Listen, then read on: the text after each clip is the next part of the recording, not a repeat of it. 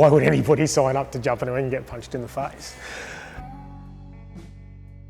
You know, if I had done it 5 years ago, I wouldn't have achieved what I've just achieved. It wouldn't have been the same journey, it would have been a different journey.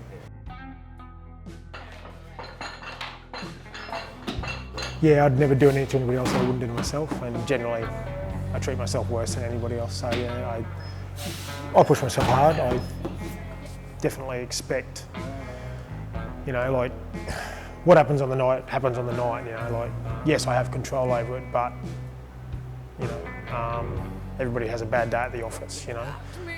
But for training, you know, if you lose a fight because you didn't do enough, then that's your fault, you know. If you could have done more. And the only person that really ever knows that is that person, you know, like, from a coach point of view, when you're coaching the guys, you're pushing them along. You know, you think, mate, you can get a bit more out, you can get a bit more out, and you push them harder. But it's still only really an educated guess of, can they do more, or is that their absolute best? The only person that really knows that is the person doing the work, you know. So, yeah, I suppose, yeah, I do have a high expectation of myself, and when it comes to the training side of it, you know, oh, that'll do me tonight. Nah, man up, do another round, get on there once more, you know, stop being a wuss. Get two guys, they can go tag team on you, you know. You know, don't be a silk, get in there and just dig that little bit deeper, have another go.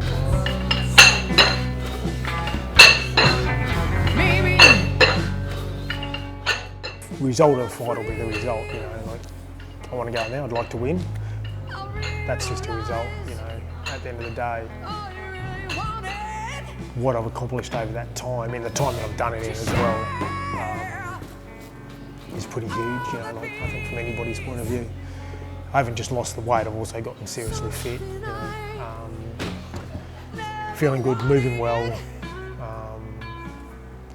I've got a bit of a new lease on BJJ comp again as well. Down in Melbourne, I sort of shocked myself a bit. I didn't think I had that in me anymore to be able to compete at an adult level. And I walked away, you know, with you know, gold, silver and bronze medals. So to do that and, you know, to come back in one of the finals that I came back in was pretty huge. I had to dig really deep. It took a lot of fitness. The guy was good. Don't you go. You knocked me out. I could never be the same. I pushed you over, and here we will remain.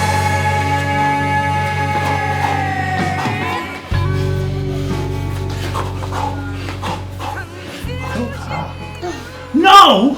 Little bit. Merci nibble. No. Little merci nibble. I suppose for me the hardest thing is, you know, I've got a lot to lose by jumping in a lot of ways. One, I'm a coach. I'm fairly well respected in the BJJ world. I'm starting to make a mark in the Thai world as a coach. So in some ways I've got a lot to lose by walking in there and looking like a chump, so to speak, you know. I don't think that's going to happen, I hope not. It's always a possibility. The reality is I can always walk in there and get knocked out. That can happen to anybody, it doesn't really matter. You know, I can walk in there and get caught, anybody can get caught. My biggest fear about walking in is walking in and just it all just going out the window and going to shit and looking like, fuck, what's this guy, you know? He's supposed to be a black belt, he's supposed to be a fight coach, you know, blah, blah, blah, blah, blah. Which is a possibility, but I think it's a pretty low possibility. But it is a possibility. But I've trained hard, I've prepped well, so that should be all good. So these things that go through fighters' brains is pretty normal. I probably talk about it and I'm probably a bit more honest than most people, you know. Most will say, nah, I'm not scared, it doesn't bother me, you know. I've been in plenty of fights in the ring, in Thai, boxing. Heck, I had a 50-second win in boxing. And it had 3 stoppages in the first round, you know, like it was a 50-second fight and there was 3 stoppages by the ref. In the first round, I still had a point where I was, in my head, I'm going, what the fuck are you doing in here? This is retarded, you know, like, why would anybody sign up to jump in a ring and get punched in the face? You know, those sort of thoughts go through your mind, but you just got to put it aside and get on with the job that you're there for. Some people say they don't have that, but they're telling the truth, I don't know. Other people say they do. I definitely do. I've had it in BJJ, I've been on the bottom getting smothered by some guy, and you just go. I'm in Melbourne, there's good food everywhere, there's great things to be doing, and I'm laying here underneath a sweaty bloke. So you go through those moments, but I don't think the reward would be anywhere near as much if you didn't have those moments, you know, when it goes well for you, you know. So part of my fight prep is understanding that, realising the possibility and accepting the possibility that, yep, I could walk in there, get knocked out, put that aside, nothing I can do about that, other than train hard and be as prepared as I can. As far as fight plan, people go, oh, what's your fight plan, what's your game? You know, you're going to take him down, you're going to stand up. That's not me, I'll hop in there and figure it out, you know. I know what I'm good at, so, you know, visualisation's a good thing, it's something good to do. My biggest thing I say to fighters, and I say to myself, but fighters, is don't fight the fight before you fight the fight, you know. That's just draining, you end up with blinkers on, you know, too much of a game plan's not good. So my game plan when I approach BJJ or this fight in MMA is know where I'm strong, know what I'm good at, walk in and figure it out as I go, putting my strong points together, you know, and working out what's working on the night for me, you know, and go from there. I'm definitely somebody who thinks, oh, if I walk in there with the attitude, you know, I'm a black belt, I'm going to take him down and I'll sub him. I think that's pretty naive and pretty stupid, you know. I've been subbed by blue belts, I've been subbed by white belts, you know, on the right night.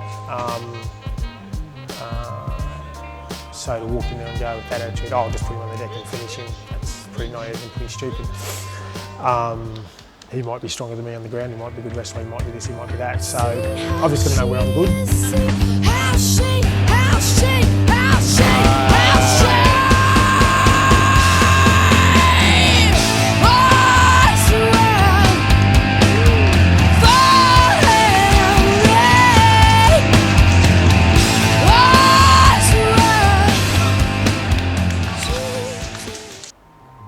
With visualisation, I think about positions that I could be in, whether it's good or bad, and how I combat that when I'm there, you know.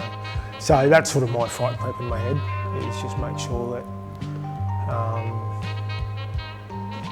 I understand, accept the risks and the possibilities. Don't try to get hung up on what he's going to do or not going to do, and be confident in my strengths. Try to work towards those and get to those places in the fight. Yeah, you know. Same in the fight, you know. Do I really want this? You know, and in the instant of the moment, it's easy to go, but you walk off the mat going, I did want it, I could have done more, I could have done better. Same as what I was talking about before, when you're training someone, it's only them that really knows if they could have put in a little bit more, you know, if they could have got an extra push up out, or they could have done one extra round of sparring, you know. It's only the person that really knows that. Same in the fight. It's only the person in there that really knows whether they got beaten or they let themselves be beaten. You know? I've had fights where I've been beaten, 100%. Had a couple of them now, I've hopped up and I've just gone, that guy is amazing. I just got flogged, you know? And I did everything I could to win that fight, and I couldn't win that fight. But I've also had ones where I've walked off the mat going, you know what, I probably could have won that fight. And not because I picked the wrong strategy, but because I quit on myself. And that's a terrible feeling to have, you know. Walking off the mat going, yeah, I probably actually, you know, maybe I might not have won it, but I probably could have done better. You know, I could have taken that extra, pushed that little bit harder, or fought that little bit harder to get out. When there's no great risk to yourself and you're quitting mentally. Yeah, that's when you've had that a few times, you don't want that again. So I think that's another part of the fight prep. You know, reminding yourself of that feeling and going, I don't want to be there. I don't want to finish the fight.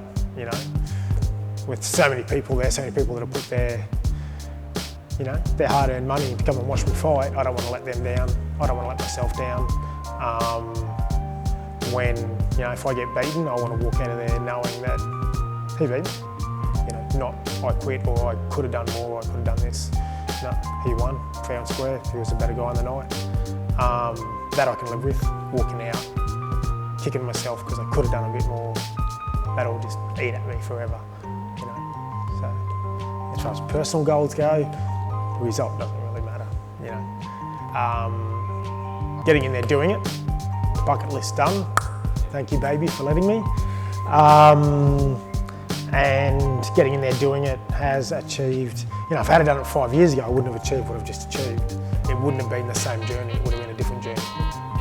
The journey this time has been getting back to this, getting back to fit, getting back to, you know, see what happens next year. Hopefully I keep that bit of mojo going, and, you know, I'm starting to think that, you know, maybe have another rumble in adult here and there and with BJJ, and see what I can accomplish 1 or 2 more times.